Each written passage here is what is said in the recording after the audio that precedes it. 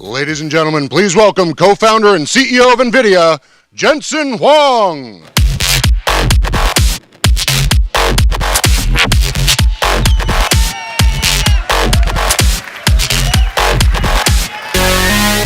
I love you too. I love you guys. Hello, Austin. It's great to be here. I can't imagine a better place to hold this event than the premier DreamHack in North America. This is the largest digital festival, as you guys know, in the world. Started in Sweden. This is a place where gamers, digital artists, and people who just love computer get together. We got an amazing show for you guys today, and so let's get started. We've dedicated almost 25 years of NVIDIA to building computing technologies for the world's most demanding computer users. You guys know who they are.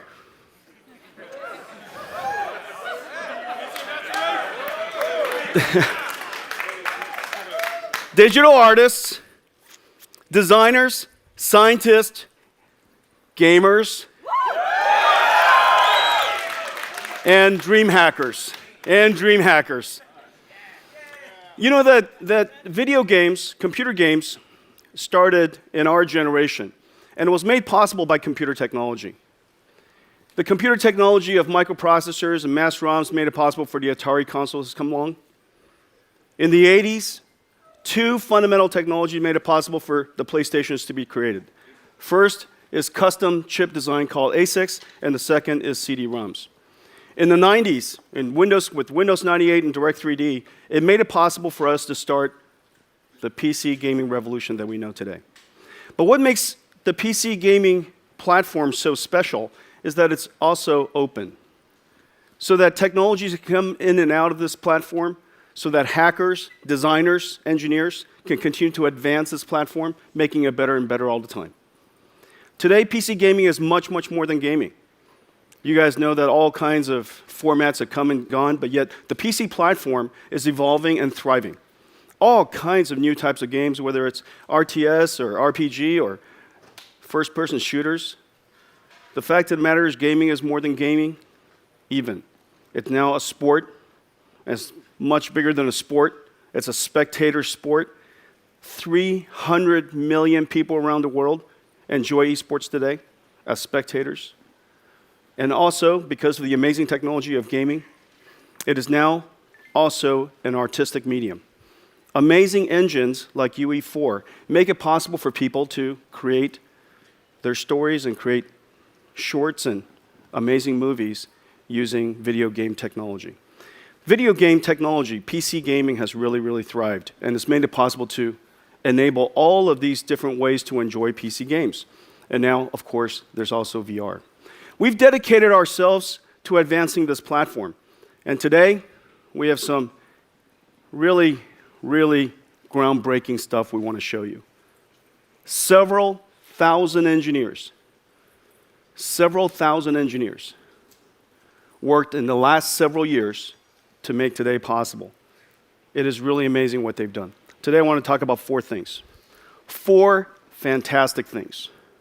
The first is a new art form. I also want to talk to you about new sound,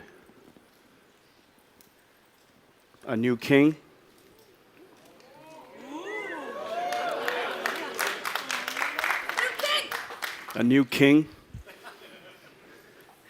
and something really, really important. Something really, really important for the future of graphics. A brand new technology that you guys have never heard of before. A brand new technology. Really exciting new technology. So let's get started. You know, video game technology, as I mentioned, has evolved immensely. Because of the GPU and because of programmable shading, video games today are an interactive art form. And artists from all over the world are enjoying in-game photography as this new art form. Duncan Harris, Dead End Thrills, Joshua Taylor, Leonardo Sang from Brazil, James Pollock. Each one of them arduously find the perfect moment in a video game, positions their camera just perfectly, waits for the perfect lighting, and captures that amazing moment. And what you get is this amazing, amazing palette what you get is this amazing art form. The work that they've done is really, really quite amazing. I'm so touched by it. We decided that we would make this technology possible for everybody to be able to do. For many of them, they have access to even custom builds of video games so that they can control the camera motion. For us, it's really impossible. So ladies and gentlemen, today, we're introducing the world's first in-game 3D camera system. We call it Ansel. Ansel has several features. The first feature, of course, and it's completely built into the driver. It's an SDK that's plugged into the games. The first feature is free camera. No longer are you constrained to just the path that you have to follow by the game. You can now have free camera motion. The second, as in all great cameras, you have effects. You can colorize, you could change the tonality, change the mood, even vignettes, all kinds of special effects. You can even dump out the EXR, 16-bit floating point of the frame buffer, so that you can ingest it into Photoshop and do all kinds of amazing special effects. But you know that a great picture has far, far higher resolution than what you see on a monitor. And so we can allow you now to render to 32 times higher resolution than what you see on a monitor. So 4K, 1,000 times higher resolution than 4K. That's essentially 1,000 photographs. Yeah.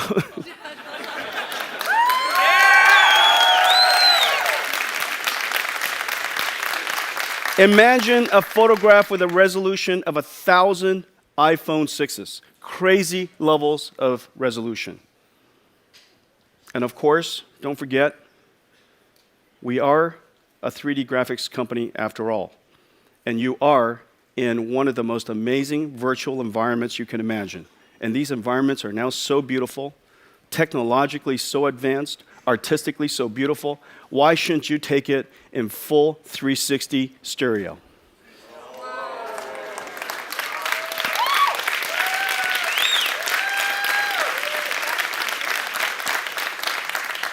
Imagine just with one click, and that click is no longer just print screen. You guys know what I'm talking about. I love this moment, hit print screen. I love this moment, hit print screen. No longer are you constrained to just that. All the freedoms of a digital camera, all of the special effects, the ability to use Photoshop, and do so much more. The world's first in-game 3D camera systems. Let's take a look at that. Holdor, where are you? Yep, I'm here. So this game you've probably all seen before. This is The Witness, and it's a beautiful game. And as you're playing it, you'll often get into the situation where you just want to capture the moment. You know, what's on the screen, you want to turn that into a picture.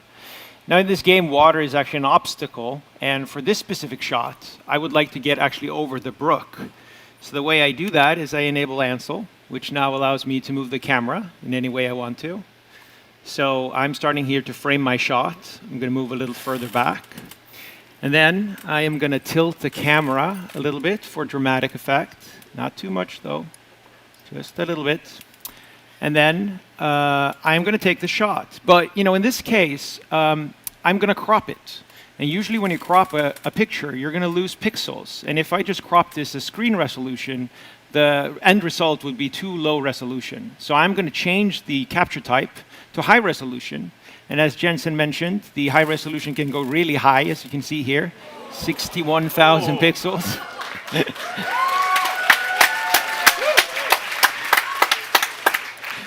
Before this demo, we're going to leave it at 5x. And that's generating all the pictures. And then those are going to be stitched together. Now, there are more features here, like filters. So let's explore those a little bit. As you can see, I've changed the colors quite a bit here. And we can change and add a vignette, for instance. Maybe tone down the brightness a little bit. And create exactly the mood that we're looking for, like this. And now if I fix the roll here again, and we go back to just normal settings, so it doesn't look like a horror movie anymore. Then you can see the changes that we made. Now we switch to the other machine so we can show the picture that we just generated. Yes, that's it. And now we're going to crop it. Yep, that's good. And there you go. There's Unbelievable. my work of art. All right. Now, Holger, let's also show them what a 360 Yeah, let's do photograph that. looks like. Yes, exactly. Because, like the picture we just took is just, of course, the viewpoint that we saw. But, often you have something which you want to share the full environment, the full experience. So let's take the slider all the way over to 360 stereo and generate a full sphere of the environment. And now we can look at that actually on an HMD. If we switch to the Vive display, Okay. which is actually ready. So here I am. I'm holding on to this. Yeah. A one-click. Take a stereo 360 photograph, and now I can enjoy it on my head-mount display.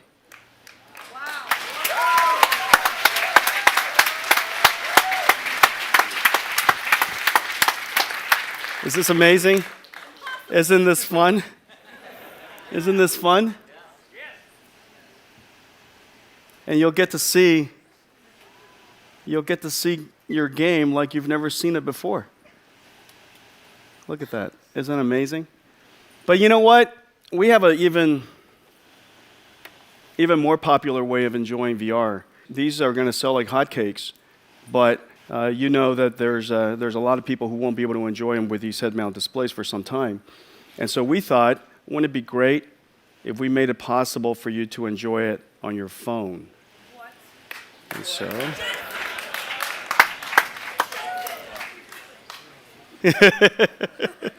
Yeah, so here we have You the guys same ready? technology integrated into The Witcher. And All right, so this is Witcher. Yep. And in the same All you way, need is a Google, excuse me, Holger. Yeah. All you need is a Google Cardboard and any Android phone. You just have to download the NVIDIA app. And notice, okay, here you can see it, and that's in the stereo mode. And if you don't have Cardboard and you would just like to fly around that world, what do you think about that?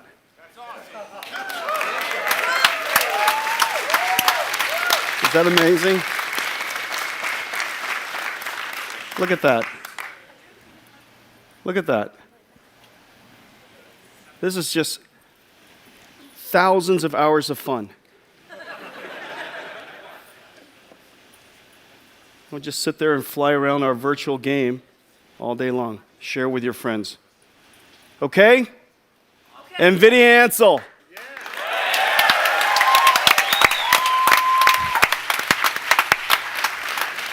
The world's first in-game camera system. Ansel is coming to games all over the world. Division, The Witness, Lawbreaker, The Witcher, the next generation, the next version of DLC of Witcher, Wild Hunt, Paragon, No Man's Sky, Unreal Tournament, and so many more. The developers that we've presented this to are so excited about it because they want you to be able to enjoy the worlds that they've created in all kinds of ways. And now, for the very first time, for people who are in love with in-game photography, you can now share it with your friends all in VR.